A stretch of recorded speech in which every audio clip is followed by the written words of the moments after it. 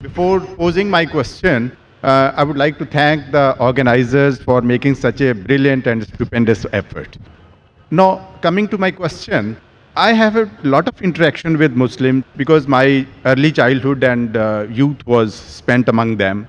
But one question has always been not really understood by me, the definition of Allah. Because to my mind and the way it has been given to me by my Muslim friends and acquaintances, that their definition of Allah basically is negation of other faiths and also non-acceptance of their definition of God as such.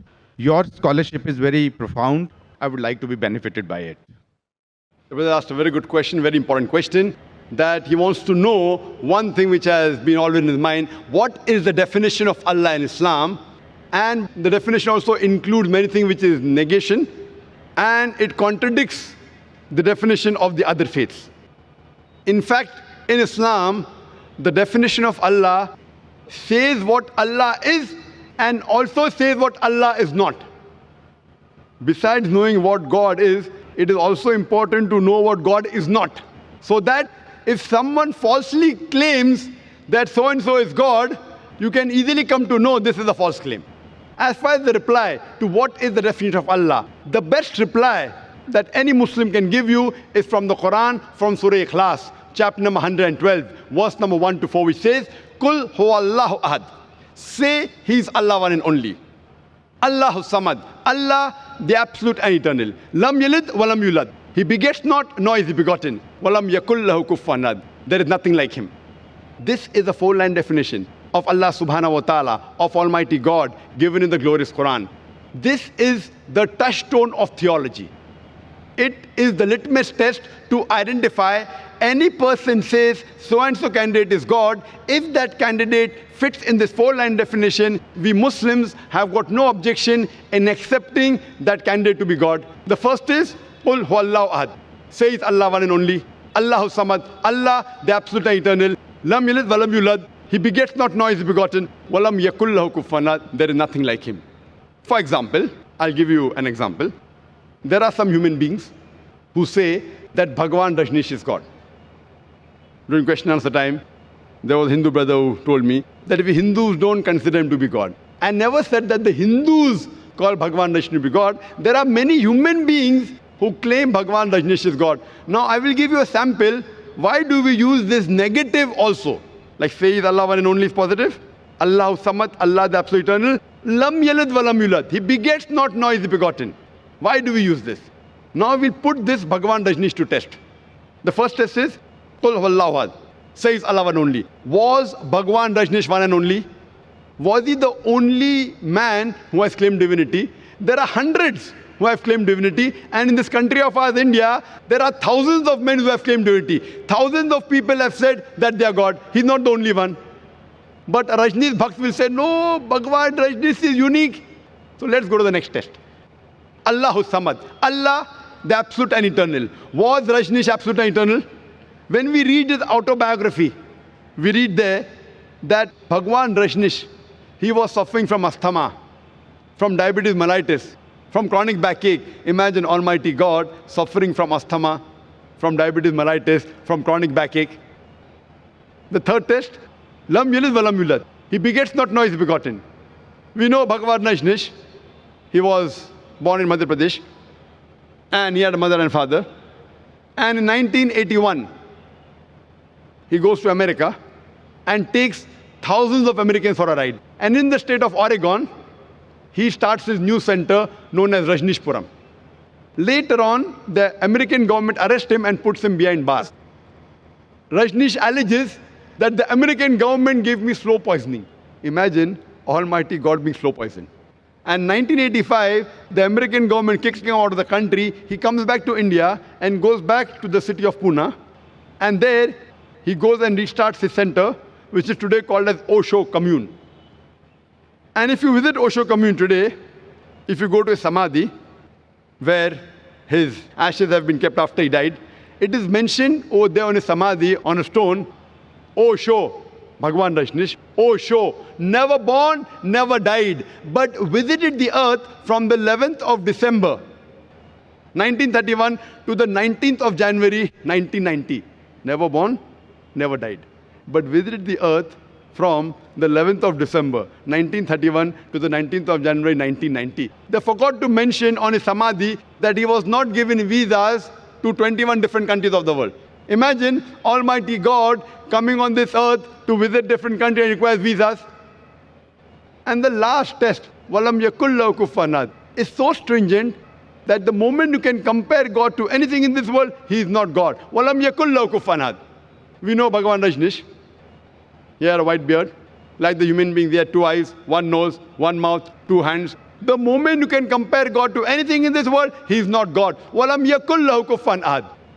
For example, someone says that Almighty God is 1,000 times stronger than Arnold Schwarzenegger.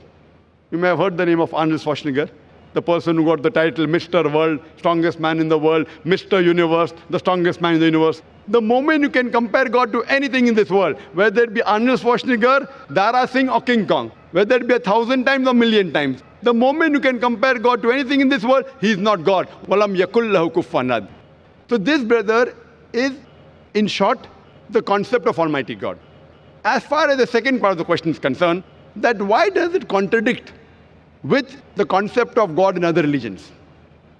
In fact, it's a misconception that the concept of Allah subhanahu wa ta'ala in the Quran, it contradicts with the other religions. It contradicts against the practices of the other religion, I agree with you, but does not contradict against the other religious scriptures. Because unfortunately, the followers of most of the religions, whether it be Christianity, Hinduism, etc., they do not read their own scriptures. So if we analyze the practices of the non-Muslims, it does contradict. But if you go back to the scripture, if you have to understand the concept of God in any religion, the best is to try and find out what that scripture of that religion has to speak about God. Don't try and find out the concept of God by observing what the followers of the religions do. For example, if you want to know the concept of God in Sikhism, the best place you can go is Guru Granth Sahib, Adi Granth. If you read the first volume, first chapter, first verse of Guru Granth Sahib, it is known as Japuji. What does it say? Correct? Known as Japuji. It says that God is one. He is called the true. He is called as eternal. He is existent. He is compassionate. He is free from fear and want. And if you know, in Sikhism, Sikhism believes in one God. It does not believe in idol worship. It does not believe in Avatarvada. And in the manifest form, he is called as Ek Omkara. And unmanifest form, he is called as Omkara. And if you read the scriptures of Sikhism, there are various attributes given to Almighty God. If you read the 6 scriptures, Almighty God, he is called as Satyanama. He is called as holy name. He is called as Kartar, the creator. He is called as Rahim, merciful. He is called as Kareem, beneficent. He is also called as Vahe Guru, the one true God. So if you go back to the scripture, the concept of God in Sikhism and Islam is the same. Similarly, if you go to Hinduism, in Hinduism also, if you go back to the Hindu scriptures, it's clearly mentioned in the Upanishad, Chandogya Upanishad, chapter number 6, section number 2, verse number 1, Ekam Evidityam, God is only one without a second. It's mentioned in the Svetasastra Upanishad, chapter number 6, verse number 9, Nachasya Kasij, Janita na Chadipa. Of that God, there are no parents. He has got no superior. He has got no Lord. It's mentioned in Svetasastra Upanishad, chapter number 4, verse number 19, as well as Yajurved, chapter number 32, verse number 3, Na Trasya Pratima Asti. Of that God, there is no Pratima. Pratima in Sanskrit means, it means an image, a photograph, a painting, a picture, a portrait, an idol, a statue, a sculpture. So it says, Na tasya pratima asti. Of that God, there is no image, there is no painting, there is no portrait, there is no photograph, no sculpture, no idol, no statue. But unfortunately, yet you find that Hindus are doing idol worship. Who's to blame? I'm quoting the Vedas. Vedas is the highest authority amongst all the Hindu scriptures. But yet you find that Hindus do idol worship. Why?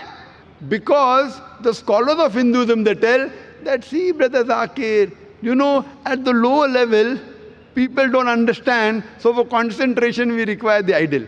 When we reach a higher level of consciousness, then idol is not required. So I tell this Hindu Pandit, we Muslims have already reached the higher level of consciousness. It is the basis of Hinduism, basis of Vedas. But there are some sects in Hinduism, like Arya Samaj, which completely denounce idol worship. So similarly, if you go to Christianity, if you read the Christian scriptures again idol worship. Yet you find that the Catholics, they make an image of God and they say Jesus Christ, peace be upon Almighty God. So what we realize that if you go to the Christian scriptures, the Christianity and Islam, the teachings of Jesus Christ, peace be upon him, it is similar.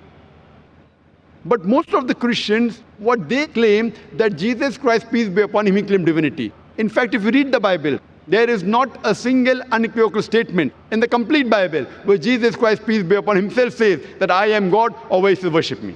If any Christian can point out any unequivocal, any unambiguous statement in the Bible where Jesus Christ, peace be upon him, himself says that I am God, always worship me, I am ready to accept Christianity today.